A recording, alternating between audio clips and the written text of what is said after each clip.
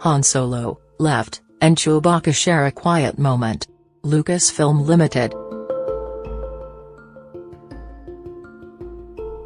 By Ed Simkus. More content now. It's the same galaxy that's far, far away, but the tale told here happened a longer time ago than we've experienced before. It's an origin story, about Han Solo as a young man. Han Solo, the fast-talking survivor of lawless times, the fellow who gets by via working illicit deals in the street and running away from the bad guys, the upstart who just wishes he could be a pilot.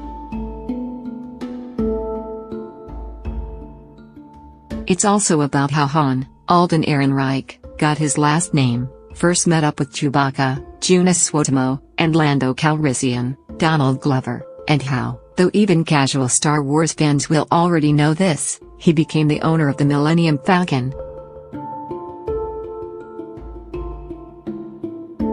Han is both a good guy and a troublemaker. He's got a hot girlfriend, Aura, Emilia Clarke, but that dream of flying a ship of his own is getting in the way of everything. Some lifestyle changes lead him to doing some military duty in, of all places, the Imperial Army. But his unruly behavior puts him on the path to still more strife, and at one point his captors are told by their commander, "Feed him to the beast." It's a good thing for Mr. Solo that he speaks a little Wookiee, as that beast answers to the name Chewbacca, and those two have been buddies since this series began 4 decades ago. But there's much more to this than finding out how Star Wars regulars met other Star Wars regulars. We also get a look at the relationship between Solo and a shady army man named Beckett, Woody Harrelson, who Han believes is less of a soldier and more of a scam artist, kind of like himself, and who has a right-hand woman and love interest called Val, Thandie Newton.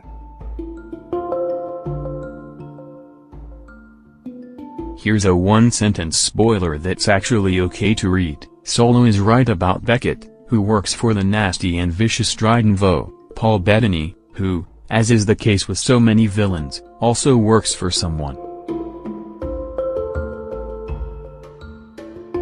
And even though Oira vanishes for a while, it won't surprise anyone that she returns. Come on, she's played by Daenerys Targaryen. Did you think this would be a walk-on part?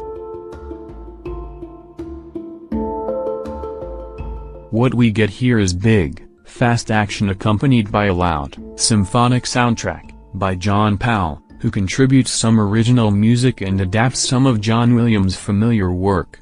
There will be no mistaking that this is a part of the Star Wars family. But even though it achieves some greatness, as in a terrifically edited train heist in a mountain setting, and in the dashing, swagger-filled performance of Lando Calrissian by Donald Glover, there's also something of a cookie-cutter feel to it. A lot of holes in the Star Wars legend are filled in, but there's very little sense of surprise. The vast, complicated story is satisfying, but the writing, by Lawrence Kasdan and his son Jonathan. Lawrence wrote episodes 5 and 6, as well as The Force Awakens. Jonathan is a newcomer, is simplistic and, in some moments weak. The most unconvincing parts are pieces of dialogue in some of the one-on-one scenes, which seem more scripted than real. And while the film gets a big boost in plotting and storytelling in the final half hour, it kind of loses control, then goes far beyond any believability. There's good news and bad news in the way Ehrenreich, Beautiful Creatures, presents Han Solo. Wisely, he doesn't even give a hint of an attempt at channeling Harrison Ford.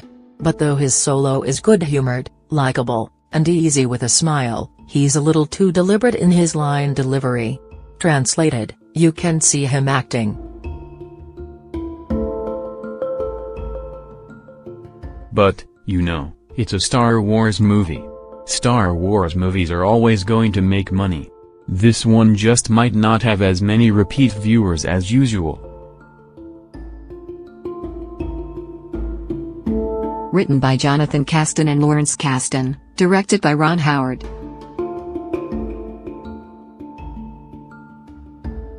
With Alden Ehrenreich, Woody Harrelson, Emilia Clarke, Juna Swotamo, Donald Glover,